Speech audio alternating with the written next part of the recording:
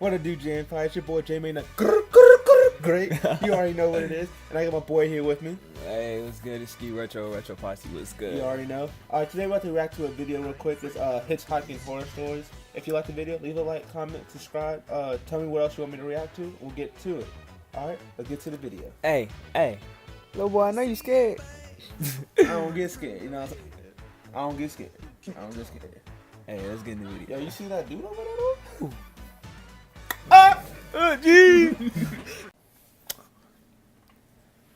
Let's get it. White powder. I mean. We don't get scared around here. 3 months after I turned 16 in 2005, I got my first car, a 99 Toyota Camry. We got a Toyota On a warm Camry. Saturday night, when my friend Alex invited me over to one of his friend's big parties, I knew I wouldn't be in a condition to drive the Camry home afterward. So we carpooled with Alex's girlfriend, Bro, she Brianna. bad. We lived in the countryside of Virginia, meaning less big parties. Meaning when there was a big party, it was a huge deal and everyone would go. Push me We to lived the about edge. 5 to 10 minutes away from this kid's house. I knew where he lived as I was acquainted with him, but not exactly friends. The whole ride there, we took the same 2-lane highway type road through the woods, and this kid's house was actually on this road further down. At certain points on this road, there were a few houses on either side, and then it would just go back to being a long, empty highway again. The house was tiny, like a lot of houses around the area, but the party was held outside anyways, since his closest neighbors were relatively far away, and noise wasn't an issue.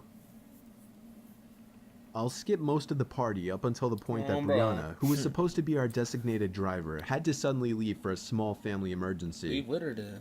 Alex said it was fine and that we'd find a ride home. I would Nigga, left. what? Nah. Well, fast forward another few hours and another few drinks, and I could barely even walk straight. I checked my watch, and it was like 2 in the morning. I figured it was time to go. I started looking for Alex, but I couldn't find him anywhere. In fact, it seemed like everybody I knew had already left. That's her, bro. I could barely even think straight, but I was still furious at the fact that Alex could have actually left without me. Mad. I asked to use the party host's phone and dialed Alex's home number. Leave somebody else. After 2 tries, I Well, I gave gotta up make sure my and bro's realized straight. I shouldn't wake his family up. So, literally not knowing what else to do, I dizzily stepped out onto the road and began walking back home. People that were still there. I knew this Stay walk the would take night. anywhere You from don't half walk an home. hour to an Nigga hour in just my pass condition. out, and then the nigga ain't gonna do Maybe nothing after to you. 15 minutes of walking That's down dumb. the road, Nigga the think slight pass shine of out. car You headlights on the raped. road was fading in from behind me. Jumping for joy inside, I lifted up my arm and stuck out my Nigga, don't thumb. hitchhike, bro. Come As the on. car neared, it slowed down and came to a stop right next to me. The man driving the '98 Ford Explorer rolled down the window and asked where you headed. I told him So my you said, house "Where was just you down the headed?" road and beyond a right turn, probably slurring my words beyond comprehension. He chuckled and told me to hop in. I thanked him and joyously hopped into the truck. Bro, I feel like I was exhausted, and I remember completely disregarding things the guy was asking me because I was so close to just passing out. And that's what happened. The memories of being in that truck turned to a fog, as I'm sure I passed out. Bro, that's... He gonna pick up with his clothes on. The next thing I remember, I woke up still in the moving truck. The guy looked at me and laughed, but didn't say anything. I looked around and realized the road we were on wasn't familiar. I nervously asked, where are we going? He then said, so what were you doing out this late anyway? Don't dodge my question. As the man answered my Right, very you look so scared, bro. another irrelevant question, the sobering reality of the situation hit me. You can let me out anywhere, I told the man. The man responded with a firm no. I felt like throwing up as he said that. No, I really actually felt like I was going to throw up. I started to gag as I felt more and more nauseous by the second. The man took his eyes off the road to look at me, and that's when I thought of the perfect distraction. I turned in his direction as I continued to gag, and he started to kind of lean away and slow down the car. No. Thankfully, I drank as much as I did because I finally threw up and made a point of doing it all over the man's lap. The man yelled in frustration and stopped the car, and that's when I took it upon myself to run for my life into the woods and duck behind a few bushes. Don't ever go in the woods.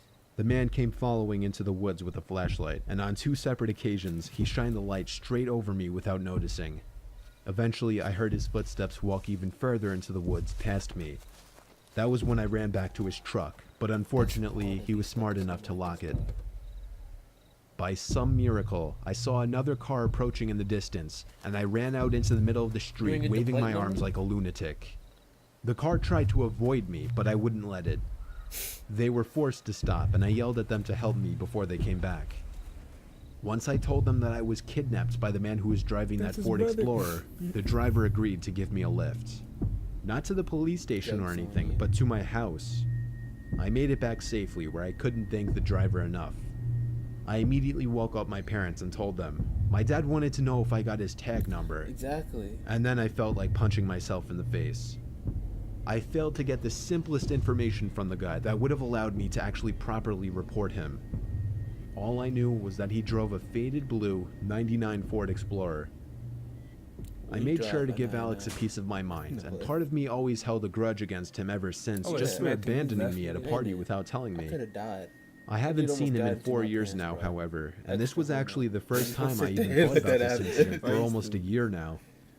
As time goes on, even the worst of memories may start to fade.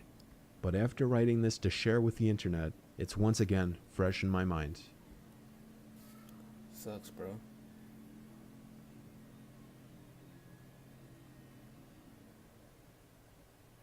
Alright, that is the end.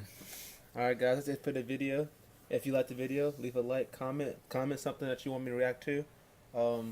This is my boy Skeet Retro. Go look at the channel, subscribe. He does reaction, gameplay, stuff like that. That's it, man. J-Main the Great out.